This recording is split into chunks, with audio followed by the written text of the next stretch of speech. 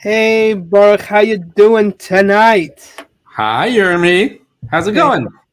doing well, doing One of these well. days, we're gonna have one of those crazy, introductions where you're gonna turn my camera on. I'm gonna be wearing like an ape suit or something, just because why not? And how exceptionally irresistible is that, huh? Right? I bet nobody's expecting it. It's definitely like the exception to the norm, and it's irresistible in the sense of what was that? What was that? And then every week Well, afterwards, I'm gonna change it up, a different animal. okay, I'm down. As long as you're the animal, I can do that. Always.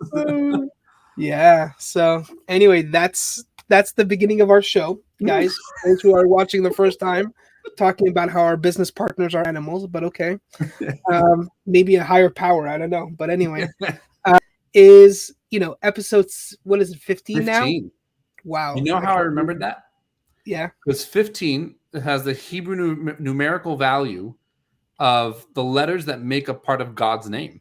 So Wow. how apropos that we're talking about connecting to a higher power and connecting to God, and the That is episode number is 15. wow. You see that I guess it's all like orchestrated by some greater power, Right? which does tie in because our guest is going to be a little bit late today. Higher power has him tied up, but he will come very shortly.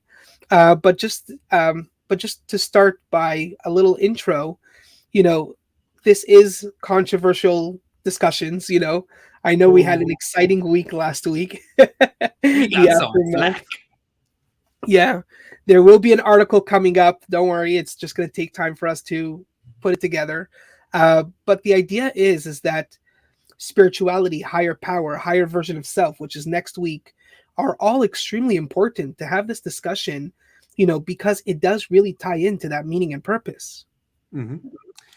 And that's like my rule of thumb is anytime a conversation is challenging or difficult to have, that's Hmm. pretty much the exact conversation that you need to be having, aside Right. from like extreme cases of just silliness or whatever. Right. But if you're uncomfortable having a conversation about a certain thing, chances are that is exactly what you need to be talking about.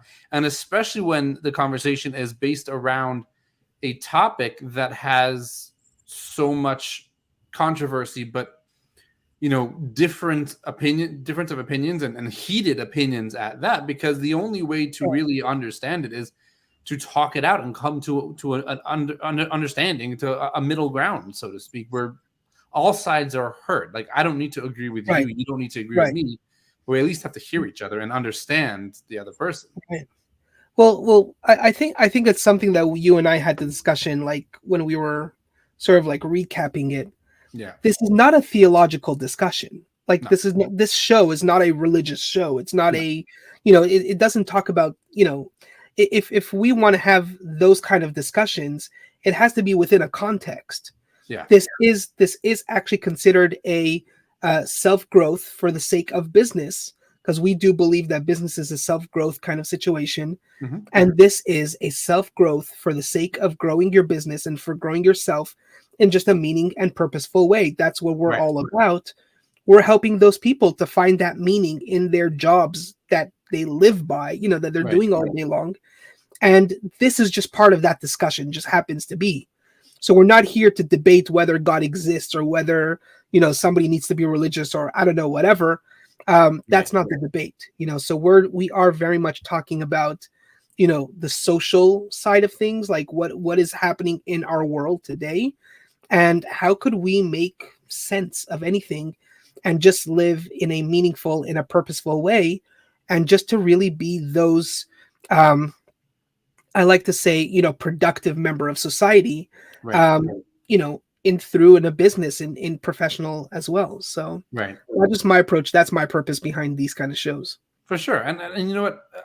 Here's the thing. I could go living in a sheltered box where the only opinions that I listen to are my own, or those people that I, Mhm. so to speak, approve of. But then what type of life are you living? And honestly, I Right, don't really think that that is a life that God wants us to live. You know, right, there are times throughout the Bible where specific figures actually challenged God. on certain things that he said. Moses, for example, challenged God on a lot. There were times he told, God told Moses, do this, do that. And then Moses said, why? But what about? Or whatever it may be. And so we have to challenge ourselves. And we have to challenge our thought processes and our beliefs. And we kind of touched upon it, in the last live, where through the challenging of our beliefs, through the challenging of what we've been told, and what we've learned and what we experience, that's where that growth and that's where that meaning and purpose comes from. And we have to, challenge our initial reaction to anything as well. Like, for example, our guest, right? He's stuck in traffic because there was an accident. Well, I think the accident isn't funny. I hope everybody's okay there. But what is interesting, what is funny, is that the episode that we're talking about having faith, the episode we're talking about connecting to a God, is the episode where our guest is unfortunately late. Like, okay, what is God telling us there? For me, I know because I get a lot of anxiety around these things, and I want things to work out 100%. So God's saying, hey, chill, relax, okay? I'm in control, not you. So that to me is what it is. But then also in work, today we had a situation where some boys ganged up on another boy to verbally bully him, and it became like a thing. And my approach, I came down really hard. I fire and brimstone, and I showed them that when you don't do the right thing, because they weren't reading or whatever it was they were supposed to be doing, that when you don't do the right thing, it leads to you doing the wrong thing. The principal came in to talk to them about how moving forward, how do we do the right thing? And I thought about that. And look here, what's the lesson I need to learn here? Well, I thought about the fact that when did this happen? This happened in that 3 minutes that I was out of the room, that I left the boys on their own, which in our school, it's a small school, it's a startup school. There's oftentimes I need to run to the office to get something. It happens. But I acknowledge that, my responsibility, the meaning I'm taking out of this, is that I need to find a way of preparing a little bit better so that these situations don't happen. Yet at the same time, in life, these situations need to happen, and they're going to happen, and we need to then learn from them. So that's, connecting kind of all that together. Our guest did say he's going to be able to be on in just a minute. He's walking right now to the office. So you guys are going to get to meet him very soon. I'm really excited about that. Yeah, that is so true. And it happens all the time in business and anything, any part of our life, that when, like, I too, I'm very much like that I want everything to go perfect, and I want everything, I feel like people already heard us on the, on the show, and that's enough. We're really here for other people, and we really do want to highlight our guest. And it's sometimes, like, to me, it's sometimes that, that pious ego, if you will, comes in, where it's kind of like, well, it's not about me, so why is it like, it's one thing if it doesn't work out for me, but if it's not working out for somebody else, I feel kind of like responsible, or I don't know, whatever, and it's sometimes just like, chill, like, take it easy, like, relax, it's not, just let that higher power, let that higher force do its thing, and just, chill, kind of thing. So I do need that reminder every now and then, and it could be challenging sometimes. So there's our guest. We are going to bring him in right away, perfectly on time. Thank you. Hey, Tzvi. Hey guys, nice to meet you for the first time, Yermi. This is fun. Yes, thank you for showing up. I know it's challenging, but we were just talking about, this is the episode talking about a higher power. And this is the higher power. There you go. Force. So he decides when everything's on his time. So, or its time, or her time. I don't know. Whatever's the right way to say it. I don't know these days. But without further ado, ladies and gentlemen, please, we're introducing Tzvi Perlow, and Baruch, take it away with the bio. Sure. So you guys are going to get to know Tzvi very well. And one of the things that I also love, that Tzvi was the guest for this episode, because the energy that he brings to a situation like this. First of all, okay, gosh, this is totally not scripted. This is not in the written bio. I'm going completely off right now. But when you get to know Tzvi, and I've been able to know him for a number of years, I don't remember how many years, a lot, thank God. The cool thing is that in situations like this, in general, Tzvi is just this bundle of energy. And you can be like totally stressed out, and you see Tzvi, and it's just like, okay, life's good. That's cool.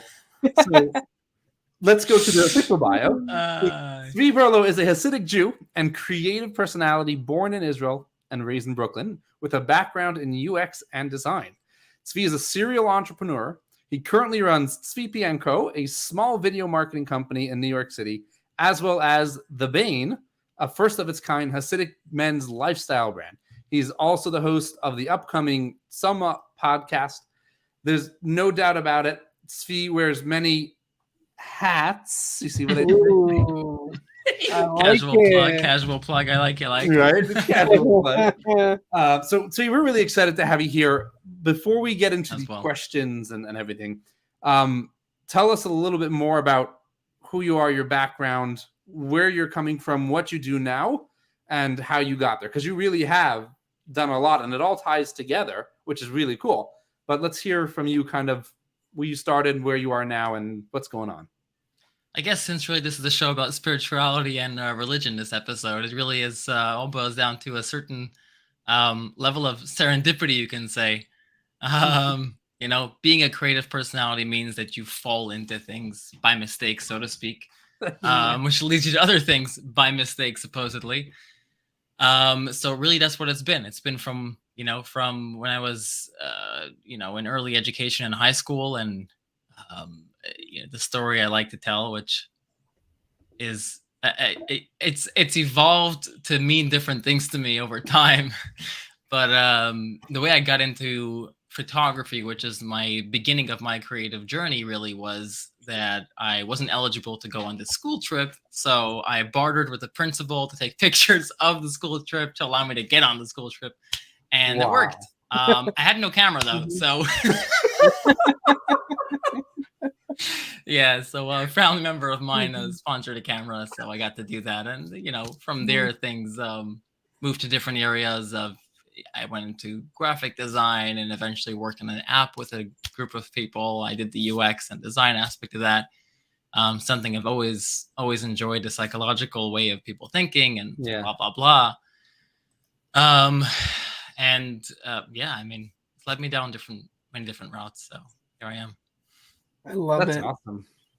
Absolutely love it. I was just talking to my wife earlier today about being a creative individual, be like we were just talking, we do a lot of this like core value kind of like check-ins every so often, and one of the core values is this entrepreneurship in our home, and like how do we do it in that fun way, not to be overbearing on the children, to drive them down this road. And I was sharing with her a little you better be an entrepreneur.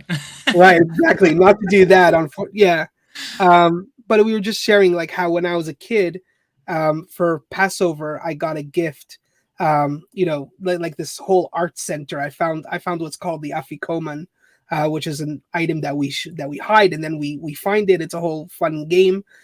So I won that year, and I won this art center.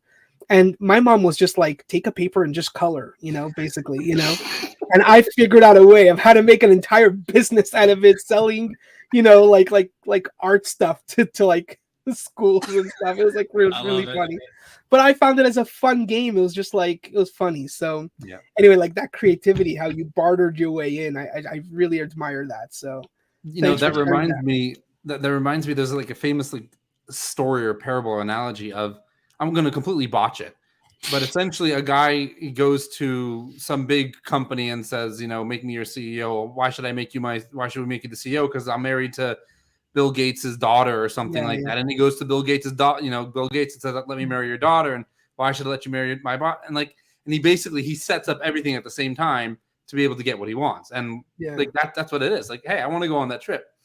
I'm going to find a way. Even if I don't have the way yet, I'm going to create the way.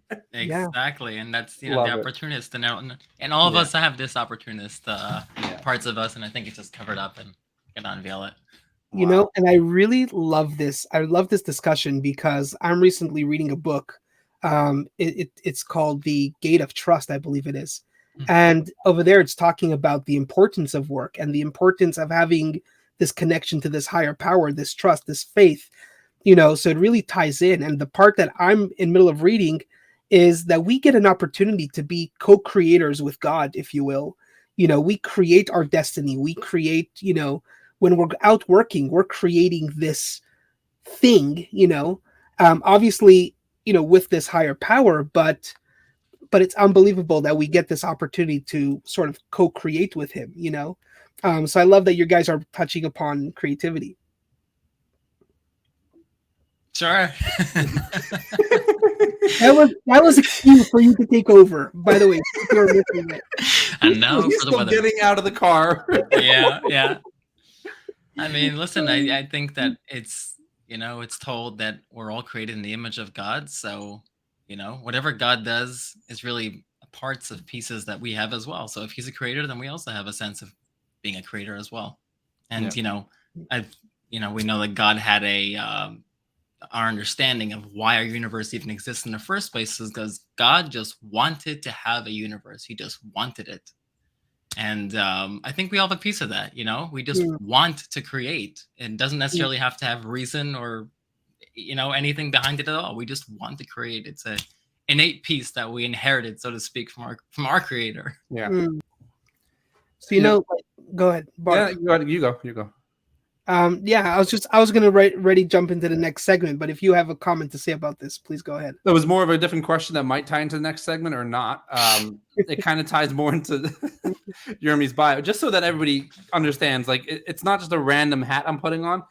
This is a hat that actually really speaks to this topic, and what it says, partially English and partially Hebrew. Yeah. So more betachin, which is more trust. Is more parnasa, which is more success, or actually really more income, or there's a better word for that. The reason also why I'm bringing this up, because this is one of the businesses that not Jeremy, that Tzvi has. This is one of the products that they have, the swag. So that's why I put that on. Now that that's out of the way, you have a unique way of tying your businesses into a higher power and connecting it with spirituality, with God, with faith. Again, first of all, it's on a podcast, which is going to be released soon, hopefully, which I'm really looking forward to listening to. It's going to be one of those that's like automatically on my list.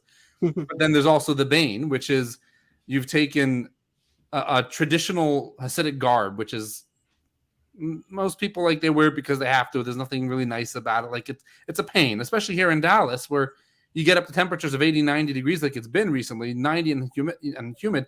And now I can wear this Hasidic garb, which I'm supposed to do religiously, and I can wear it willingly because it's amazing. And we'll talk more about that later. But you now made it easier to practice faith.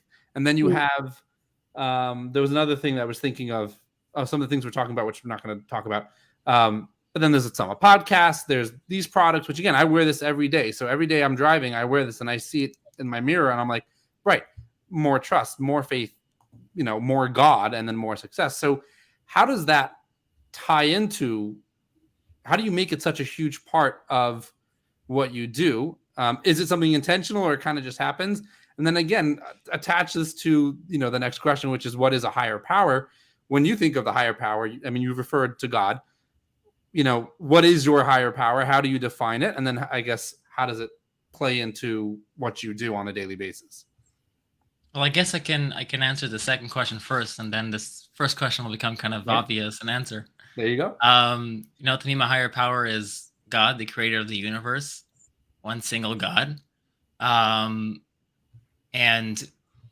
he just wants us to be in a loving relationship with him. That's, what he seeks. He seeks, and in different, I guess, I don't know if this is the right word even, in different ways of exploring this, it can be seen as a some form of domestic relationship. It can be a husband to a wife, it can be a father to a son, however it is, in different terms and mystical ways, but he seeks a relationship with us. So part of that really is infusing that at all times. If you're married to somebody, it's not that when you're working you don't talk to them, you won't take a phone call from them, or vice versa, whatever it is.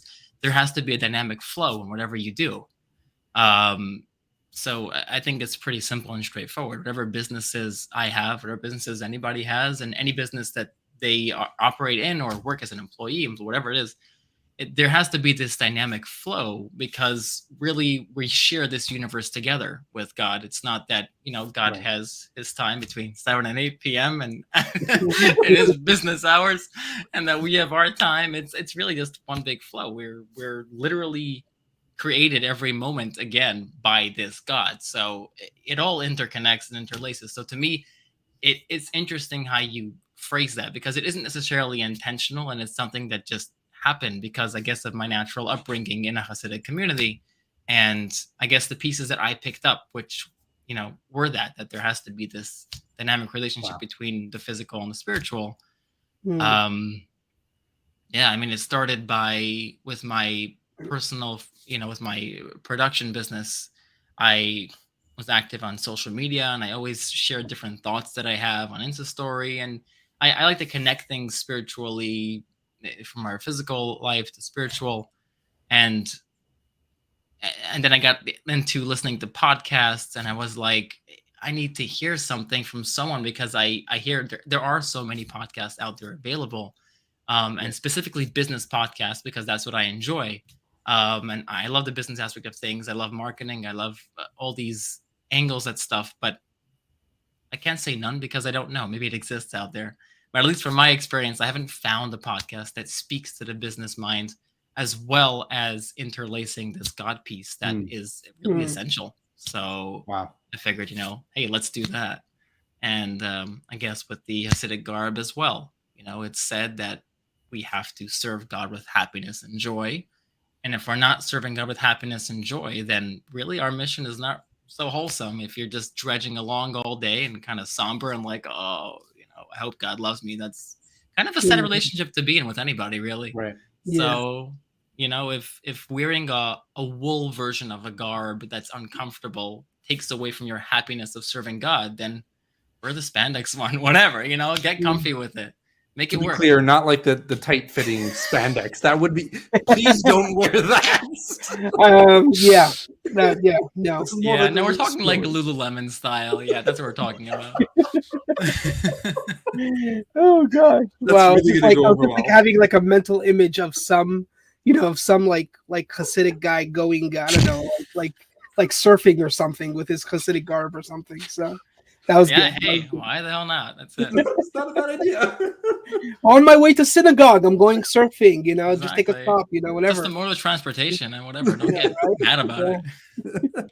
No, but Tzvi, I absolutely love how how the part with that relationship. That's very true.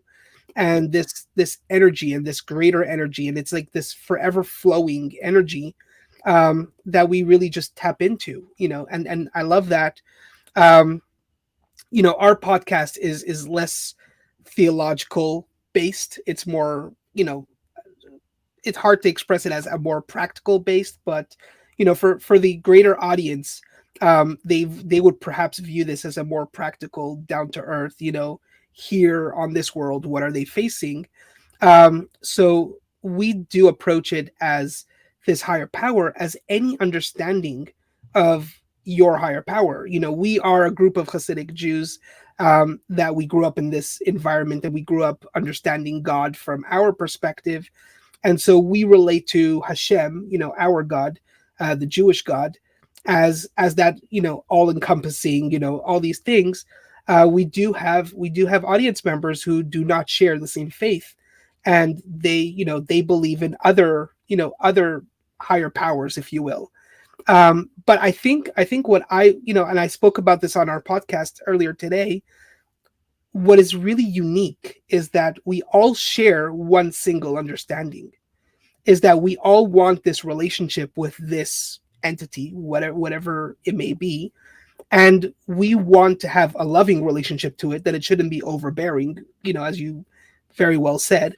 And lastly, it's this ongoing thing. So it's not that, from 9 to 5, I'm serving this higher power or whatever it is, but it's this ongoing, forever, flow of energy. Last week, our guest Scott was really talking about that as long as if I'm in that river, if I'm in that flow, then I'm doing the right thing, and that's all I know. You know what I mean? And I really love how you brought that all out.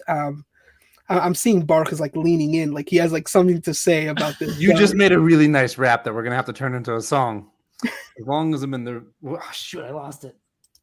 You just said like as long as I'm in the flow. I'm good to go. There's something like that. I don't know. We're gonna rewatch that. No, go ahead, Jeremy. I just like rap.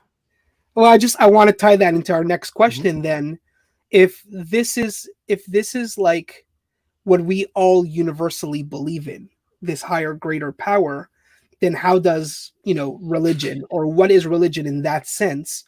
How does that tie in if that's the case? And I know here's a bunch of religious Jewish people talking, but how would that tie into this whole, spiritual side or religion part? How do you define religion in your opinion? That is a very broad question. That's a very good question. How do you define religion? So, like you said, obviously, you can say that there's a certain bias that I have because I was brought up a certain way. So, to an extent, my understanding of religion is that religion is not a separate part of a person. It is a whole encompassing being and not necessarily something that we get to choose. Religion is a birthright, at least in the form of Judaism. We believe it to be a birthright. And in Islam, it's also a birthright. And in Christianity, it might be different. I don't know. But at least from my general understanding, religion is essentially a birthright, something you're born into. And I think most people are born into some form of religion, at least, since before this past, 50 years, let's say. And I think that's most of our understanding of religion. If someone accepts on themselves a certain religion, I think that's a pretty large undertaking. Nobody would disagree that it's just like, I just want to be Jewish or Christian or whatever. It's a pretty big commitment to do that. And it really takes up a whole person's space and personality. For many people, it can be tough and they can disavow or push away the religion because, hey, this is a big piece to hold. I don't know if I can handle that. I don't know if I can hold that. And, that's something that we could totally respect. But it is definitely something that is one and whole with the human being in any religion. That's my yammer. But Jeremy, you said something today about how is religion your is it your right or your responsibility or something like that, right? Right. It's an article that I had to write for my rabbinical degree, the dissertation for that. So we were not forced, but we were asked to write a dissertation for, to achieve our rabbinical degree, because I was in a specific training to be a community rabbi. That was my training that I took. And they were asking, what type of community rabbi would you be and how could you, what would you do? So in our dissertation, my dissertation was, is Judaism a religious responsibility or a spiritual privilege? So that is something, we spoke about in the podcast, but it does tie into what Tzvi is saying here, that for the most part, the overall general thing, most people are born into some form of religion or belief system or whatever it may be. And then as they grow and as they are self-discovering, some will stay, some will be more, religious than others or however, and each have their own personal journey with that understanding or that belief. And I really love what Gracie, one of her comments here. I just want to bring it up and I'd love to hear, your thoughts about it. Where she talks about, oh, sorry, that was the wrong one. Hi, Kemi. Yeah, tuning in from London. Yes, this is amazing. But I do want to highlight this one where, where you grow up. Actually, this is not the one that I was talking about, but this is also good. You see the comments are like moving very quickly here, so I'm trying to find the right one. This is also the God factor. Like the God he's factor really showing himself in this episode. I know, right? He's all out. He's like, I'm gonna take over here today. Are you talking about me? Hey, we're all some kind of portion of God, so That's we're all true. taking from that. So Yeah. yeah, I'm talking about you. But I really, really, really want to highlight this one because this one's really important. Where Gracie does not feel that she, belongs to a religion per se. Rather, she likes what you said, having that relationship with God, and she believes that that relationship is more important than this quote unquote religion, I guess. How would you respond to that? Because I think that is a lot of people, they feel that way. Right. I feel that way too. I would love to hear your take on that because this is really important. I think it's spot on. Honestly, it's not our duty to be a part of any group or anything really, any community. That's not what makes a person religious, or at least from a Judaism perspective. I don't think that is what makes someone religious. Our connection with God directly is all that matters. If you lived in a deserted island, you didn't have a community, does that make you not religious? No, it's Yeah, irrelevant. right. It doesn't make a difference. So, as long as you are there listening and hearing God, and you are heard and listened to as well, as a relationship, exactly how it is, and that's really what it's about. It's about your connection to this higher power. That's about it. All the other pieces are artifacts and add-ons and things that can make it better, can spice it up. It's a bouquet of flowers, it's a box of chocolates, but it's not, Right. it's not the True. core. Wow. So you're basically saying that the garments are just like a box of chocolate, right? There you go. Okay, I was just had to bring that up. Okay.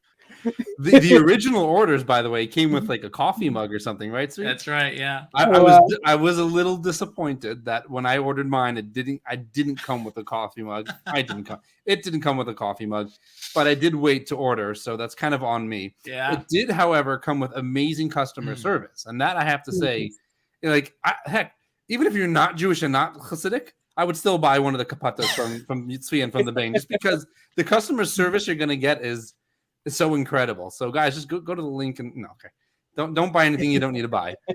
A little off topic, but still kind of on topic. Because like there's what was planned to ask, so to speak, but then there's just my relationship with Tzvi up until this. You guys can tell I'm a huge Tzvi and Yitta fan. Yitta's his wife, by the way, and they very much like Yirmi and Liam are like this power couple of entrepreneurs. Tzvi and Yitta are the same way, and I'm very fortunate to know them both because of my wife Shana. But like I'm a huge Tzvi and Yitta fan. And I just I'm gushing and starstruck right now that I get to speak to him. Same here. Anyway, Right. back on track. A couple, I don't know how long ago, maybe a year and a half ago, Shana and I were at a point where we were trying to figure out our next steps with where we were going to go in our life with our kids. A big thing was, where are we going to move? Because we were looking to get out of Crown Heights. And it was one fateful Saturday night, I believe it was. So you'll correct me if I'm wrong. I think it was a Shabbos meal that we had. We had a Saturday day meal that turned into a Saturday night. Or you're talking about Friday night or Saturday night? Which one? No, I think we're talking about Saturday night. We came to Seagate. The letter. Oh, yes. The letter. Yes. Now I want to know what you're talking I'm going to about, shut up. though. You talk. No, I want to know what you're talking about now. I'm not talking about anything. Okay, I'm just we'll talk about it later. Yeah, we'll take this off outside. So to make a really long story short, we were at Tzvi and Yitz's house and we're talking about where are we going to move and what are we going to do, and we didn't know. And we kind of spoke about this concept in the podcast today, how there's the higher power, there's God, and then there's kind of those intermediaries who help us to connect to God. So for us, the three of us here, that's the Lubavitcher Rebbe, who Yirmi and I have spoken about many times on the show. Well, there's a lot of people have a custom that even though the Rebbe is no longer here in a physical body, there are lots of letters and correspondence, which, by the way, is where this thing comes from. This comes from a letter that the Rebbe wrote to a business individual. But there's books of these letters, and often people have the custom of writing a letter and sticking it in the book and getting a response. And for most people, for a lot of people, it really does work. I was like, whatever, I believe in it, which is what made it scary. Anyway, so we're at the Saturday night hangout and we're talking to Tzvi, and they're like, well, why don't you just write a letter? And I came up with every excuse to not, because I don't have paper and pen. I don't have, I didn't do all the proper preparations, whatever. They weren't hearing it. Tzvi tells me, go over to the bookshelf. I go over to the bookshelf. I pull one of the books off and I open it up. And it's a letter from the Rebbe addressed to, I believe it was the director of the National Council for Mental Retardation or something like that. And keep in mind, this was written years ago. This is like the 70s or something like that. So that was still a term that was allowed. And basically, the Rebbe addressed every single point that Shana and I had as concerns for our son Meir and his education, because he is autistic. And the Rebbe addressed it. And that was the big hang up for us as to where do we move, was his education. And they were basically, the Rebbe was telling us, listen, you're good and you're going to be good and everything's going to be taken care of. That's incredible. So it was absolutely incredible. And that's just an example where, again, Tzvi and you have to really live this out. There was a purpose to me saying that story. I just can't remember what it is now.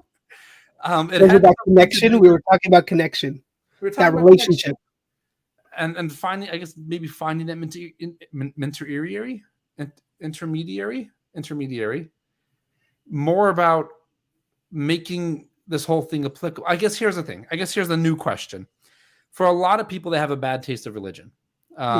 Their religion and we differentiated between religion and spirituality, but for a lot of people, religion it's a hard thing for them to have to think about or to do or whatever. How would you suggest, or what input do you have for somebody who's trying to get back to that relationship with God or make their religion a little more palatable, let's say?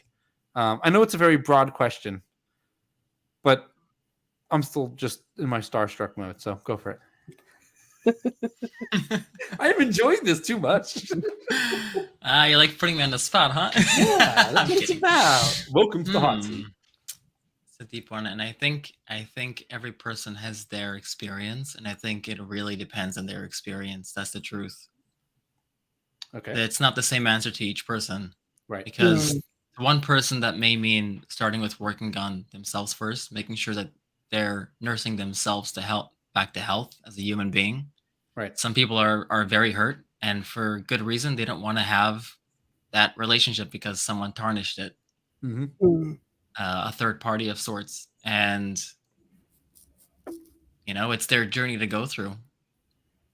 Wow. It's I don't know. Each person, it's really their journey. For me personally, I can tell you from my own experience. For me, I had my share of traumas growing up. I lost a sibling at the age of when I was 5. He was 3. Wow. So I was the older brother. He was my next of kin, so to speak, as a sibling. And obviously, being an early childhood trauma, that's something that you carry around with you throughout your whole life, and something that needs to be constantly worked on. And it affected different pieces of me. So I'm still on this journey. But I guess at some point, I kind of neglected Judaism a little bit. I didn't have a hate for God, a hate for Judaism. I didn't care. I guess there's a sense of apathy that comes in. And apathy really is a big piece to have to hold. So I think what helped me in my apathetic space was really this sense of joy. When there's a sense of joy in what you do, you can allow other things to come in. If you're not happy, if you're not in a good space, it's very hard to make any kind of change. You can't make change from laying in your bed depressed. It doesn't happen. Nothing works out of that. And it's hard to get out of bed when you're depressed as well. And I hear that. But that first step of, seeing how you can make your day more joyful is really what does it. Wow. For me, it was, I did these summer camps, summer programs that were pretty intense. They were at sea or, at the hills or somewhere hiking. And we're talking like intense, life-threatening situations. But maybe it poked the fears out of me, and maybe it showed me that there's more to life and something grander there. And I really enjoyed the challenge and being able to approach Judaism in those spaces without being it forced on me. I think that's part of the growth experience also. As Gracie mentioned, she grew up, and then when she started growing up, she started accepting it as her own. So, I was a teenager. I think throw religion away. Just any teenager has issues with anything at that point. Right. So Mhm. I was really in a growing phase. So at that point, I started to really appreciate it differently and be able to take it on differently out of a Right. place of like, oh, I enjoy this. I feel connected to God through this. I see how God loves me. I don't have a hate towards him. And this is like, Wow. I can do something for that. So I think for each person, it's their own journey, and it's, somebody with a big long white beard has their own journey, and Mm. somebody who's just hanging out has their own journey. It's Right. nothing Wow. to equate, and each person is beautiful as is. That's the truth. I Amazing. love that. Thank you. That is really, really incredible, and it does really tie us into, our final discussion for this, the final segment for this show. But right before that, this is the part of the show where we are inviting everybody into our clubhouse, which we have, every single week on Thursday. That's tomorrow at 7 p.m. There is the links in our social medias, and or just go to Clubhouse, look for the Exceptionally Irresistible Show, and you're going to find the show there. But we do want to hear all of your voices and your inputs and your feedback. And, we want to celebrate you as well, the audience. And that's your opportunity to do so. And we're going to have fire chats, and we're going to talk about all the stuff that you're hearing here today. And we'd love to hear your inputs. So that's tomorrow at 7 p.m. The little scrolling situation on the bottom is going to give you the information you need, and we hope to see you there. So with that being said, it's really kind of like tying it back into what we spoke about before. Also, that article that I was mentioning earlier about that, responsibility versus that, that privilege, if you will. Does a person have to be religious in order to be spiritual? I think that's like $1 million question, something that we started touching upon last discussion, So that but what is that? What did I just miss? I know I just missed you missed Tzvi's like bodily reaction. He's like, I had a big sigh. Okay, so give us what you got. And what does that mean, Tzvi? Boy, you have to be religious to be spiritual.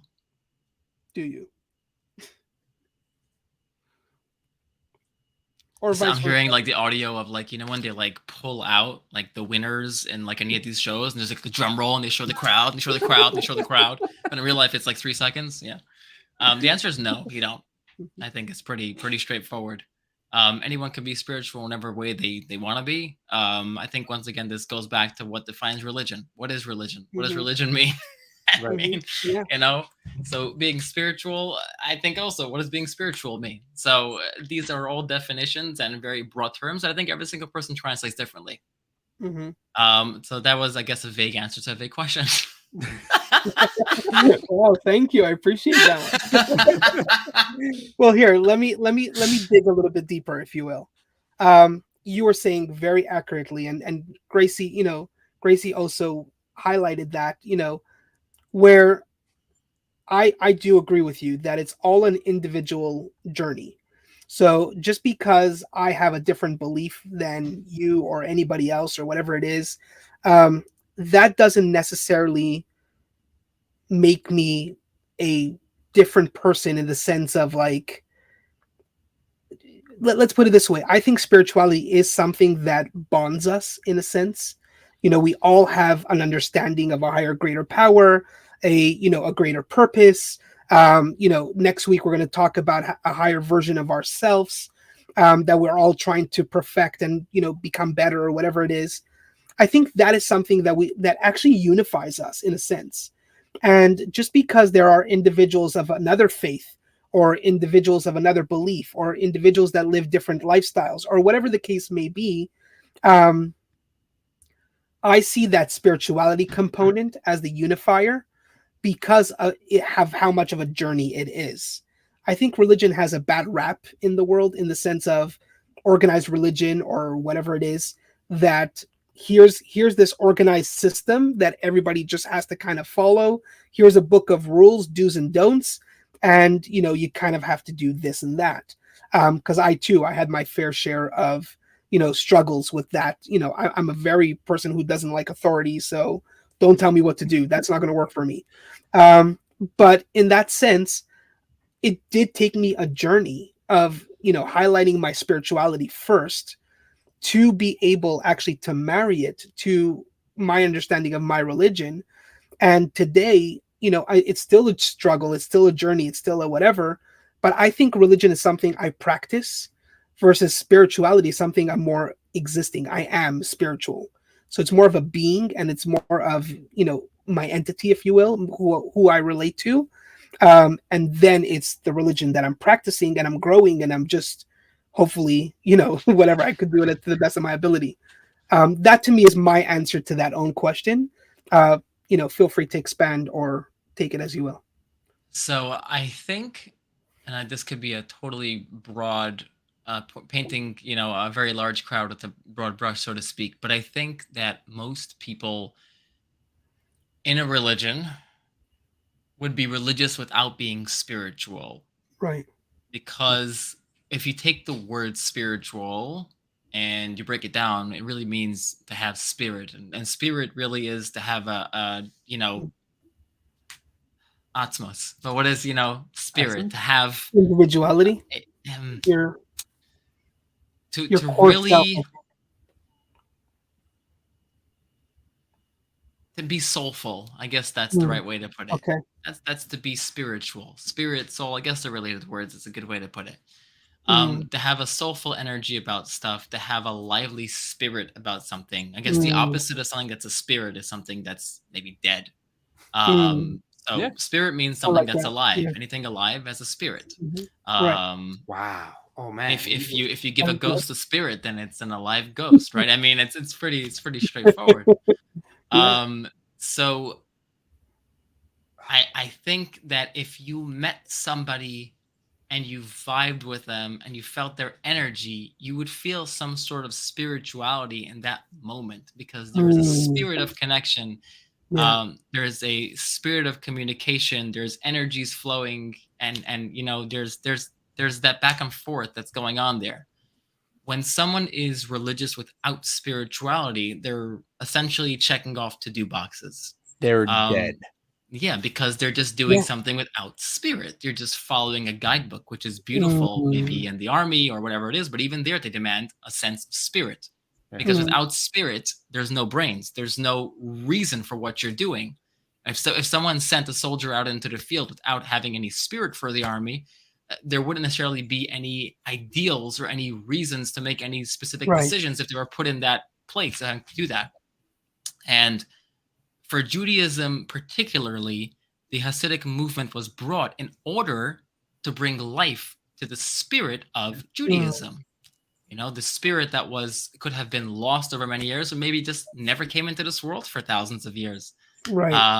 And many Jews had to live in different spaces of confinement or being attacked. She's trying so hard not to look at. I know I have to do it. I'm sorry, guys. No, but you are. Tzvi, keep going. You're on a roll. Going, Tzvi. My pleasure. Anytime. But yeah, I mean, this is just my personal analysis, because I've thought of this in the past. Jews had to run from point A to point B all of their lives, and this is really not just Jewish people. I think the whole world is in this space of chaos for thousands of years, because this guy was fighting that guy and that guy was fighting that guy. And honestly, I think it could have been figured out with one WhatsApp message. We didn't have WhatsApp, so honestly, think about it. If you wanted to say to somebody like, "Hey, dude, like, chillax, it's gonna be cool," LOL. You can't do that. You have to send somebody to travel for a month to do that stupid little paper. So yeah, that makes wars. That's kind of how that works. Bad communication. Bad communication equals everything else. So I think we've come to this place, and this is definitely in part thanks to technology. And I think it all has to do with this, new, more healthy world that we're approaching, and I think living out of. And that's really what that's really what the Hasidic movement came to deploy. And it wasn't really available till then, because people were too busy running around from this guy to that guy. And when things started settling down, it was like, okay, now I think it's time we can start embodying spirit. I think we can bring life to what we're doing, and not just having to attach yourself to a group for the sake of survival. Mm. Wow. You know, I don't think we're in that survival space as much anymore, thank God. So I I think love, we're able love to, that analysis. yeah. Mhm. Wow. Wow. That is Okay. really beautiful. Yeah, I'm mind blown, honestly. I'm easy to be watching the replay to hear what did I say? But Mhm. it's so awesome because like a lot of what you said there ties into what we spoke about previously, how wars were fought because of religion. Mhm. But I don't think there's ever been a single war that has been fought because of spirituality. Mm. It's more like, hey, let me destroy you and kill you because you don't agree with my practices. But if they just connected on the spiritual level, there you there go. wouldn't have been war. Exactly. But not only that, like when the Hasidic movement started coming around, like there was that opposition who were literally, they were called the opposition. Right. And I was listening to, I don't know if it was a podcast or a class recently, and he basically was saying that the opposition wasn't to the people, it wasn't to the Hasidic people, it was to the thought process, or it was really more against this new way of doing things. Like how can you change things that we've been doing for thousands of years? Because it was new, and this is also right after the whole the fake Messiah situation. Mhm. But it was like that was an interesting insight that it wasn't against the person, it was against like our way of doing things, our religion. It was almost an attack on the religion. But here's the thing: I want to do a fun game right now. Following Gracie's comment, I was trying to figure out. I was going to do this at the beginning. Tzvi has some amazing merch for his soon-to-be released podcast. I'm just going to keep saying that until it happens. Tzvi, okay? He's got these hats. Okay. He's also got stickers. He's got mugs. He's got sweaters. I will personally sponsor an item of swag, any item from his website, if you can guess how old Tzvi is. Just put it in the comments. If you get it right, I'm actually gonna have to check with Tzvi because I don't know. I know he's younger than me, but put in the comments how old you think he is, because I think you're gonna be very surprised as to how wise he is at such a young age. I hope that's not offensive. That's not offensive, even if it isn't. I guess I appreciate the compliments. Yeah, it's always nice. It's something, you know what? I used to be very apprehensive to compliments. I used to always be like, nah, yeah, whatever, cool. I think we all have that tendency to be like, please. But then I learned that it's important. I think it's good for us to just take it in. There's nothing wrong with taking a compliment. It's a beautiful thing. Oh, what? Okay, Gracie wants to see the hat again. It says between English and Hebrew. It says a little bit in. There you go. Perfect. Yeah, you're good. First. More bitachon, which means more trust. More parnasa means more financial success. So it's a really awesome hat. He's also got mug. It's just a great message. It's that the more that you trust in God, the more successful you'll be. Although somebody did challenge me on that. Maybe it was Tzvi. Somebody challenged me on that because I was translating parnasa as success, and they said parnasa is not success. Don't water it down. Parnasa is specifically income, or sustenance was the word. Sustenance, yeah. Sustenance. So I'm like, okay, let's deal with that. Anyway, the show has come to a very interesting point, a point we've never gotten to before. I think. Yeah, go on, Tzvi. I think could have been the reverse on Parnasa. I'm just saying. What do you mean? What the translation is, whether it's specifically income or anything else. I think wealth in that term can mean anything really, because we can all use wealth in many different aspects. Right. I don't know. It's a good question. Does it matter? Or does it matter how we treat it? I think it matters what you want. I think if you want wealth in a certain way, then that's the wealth you should be demanding. My gosh, you just opened a whole nother can of worms. Not a can of worms. Worms aren't kosher. Oh my God. Okay, Rabbi. I got my smicha. I got my rabbinical ordination online. It doesn't count. Okay. I really want to go down this route, but we don't have much time. Wrap it up. Go quickly. Let's go. Yalla. Okay. So there is a concept in Judaism that the one area you're really, really supposed to challenge God on, and he wants you to challenge him on, is charity. And the amount of charity you give is directly connected to the amount of income. And this is something that you taught me. I mean, I heard it from before, but like you showed to me how, and you gave me examples, which I'm not going to go into because they're your examples to give, but like you donated X amount and by a certain time you got back, what was it, 10 times that? So that's one of those incredible things about this idea of parnasa and charity, that give and God will give back, because at the end of the day, and I think you also taught me this concept, it's not our money, it's God's money. It just flows through us, and he wants us to, we're the stewards of his money. He wants us to steward his money well. So if we're wasting it, he's not going to give us a lot. Why would you give money to somebody who's wasting your money? But if you're using it well, which is taking care of yourself, because you have to take care of yourself first, but then giving to other people, that's when God pours on the blessings. I love this. And I think Gracie's right. We should have a part 2, because we are really running at the end of it. Yeah. Baruch, a suggestion for you, and perhaps even a challenge for me. Maybe you guys have a casual chat. Yes. I'm booking you for a casual chat. Okay? These kind of like this could be the part 2, and send it over, and we'll definitely publicize it, because this is a huge discussion. I mean, I have so much to say about this as well, because it's a huge part of, for me, the practical mindfulness that I practice has a lot to do with that, that abundance, and it's part of that abundance mindset, and how we invite that into our life. So this is like the best way to end the show, actually. On that cliffhanger. On that cliffhanger, definitely, guys, keep your eyes open. There's going to be a casual chat between these two. You don't want to miss it. We will definitely publicize it and let you guys know about it. But Baruch, you had your last things to say? Is she correct? Is she correct? Are you 25 years old? Well, this past Friday, I actually turned 24. Wow. Okay. Oh, wow. Way to do that, Tzvi. Yeah.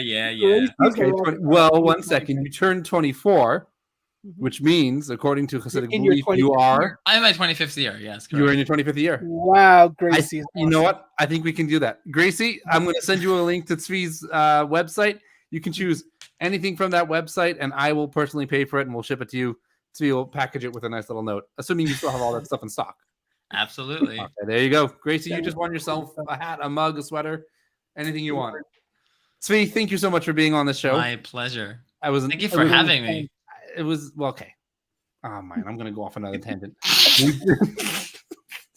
Whenever we would have guests for Friday night dinner, and people would say, "Oh, thank you for having us," I said, "We didn't have you. We had chicken. You were our guest." So I like it. Sorry.